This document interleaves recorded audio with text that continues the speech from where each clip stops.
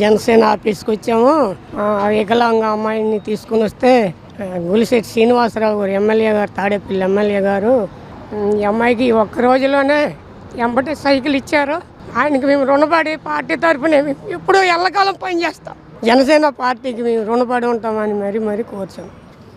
ప్రజల యొక్క ఇబ్బందులు ఏమున్నా పవన్ కళ్యాణ్ గారు ఈ పెట్టిందే పేద ప్రజలను ఆదుకోవడం కోసం. స్పాట్ సెటిల్మెంట్ చేయాలి. ఎవరు ఇబ్బందుల్లో ఉంటే వాళ్ళని మన అధికారాన్ని వాడుకుని మనం ప్రజలు ఏదైతే ఓట్లు వేశారో ఆ అధికారం ప్రజల కోసం వాడాలని మంచి ఉద్దేశంతో ఈ గ్రీవెన్స్ సెల్ పెట్టడం జరిగింది. ప్రతిరోజు కూడా ఒక ఎమ్మెల్యే ఇక్కడ అటెండ్ అవుతాడు.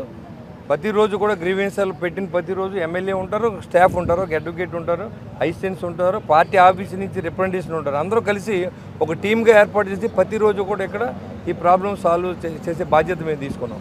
ఏదైనా చిన్న మందులు కావాలి, డబ్బులు హాస్పిటల్ పంపించాలంటే ఇమీడియట్గా మేమే సెటిల్ చేస్తున్నాం.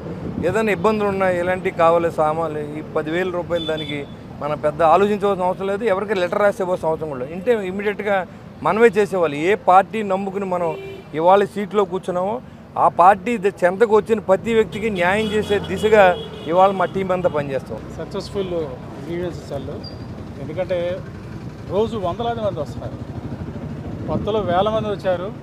సమస్యలు పరిష్కరించుకుంటూ పోతే వందల్లోకి మిగిలారు. ఇక్కడికి వచ్చే వాళ్ళకి దేనికి ఇబ్బంది పడకూడదన్న సదుద్దేశంతో భోజనానికి కూడా ఏర్పాట్లు చేస్తున్నారు.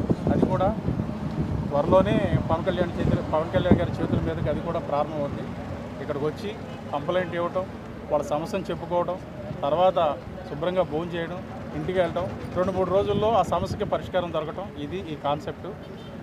పవన్ కళ్యాణ్ గారు ఏదైతే అనుకున్నారో ప్రజలకు దగ్గరగా వెళ్ళాలి, ప్రజలకు సేవ చేయాలి.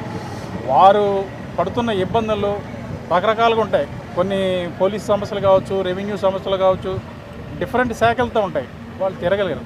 అదే ఇక్కడికి వస్తే ఒకే చోట అన్ని శాఖలకు సంబంధించిన న్యాయం జరుగుతుంది.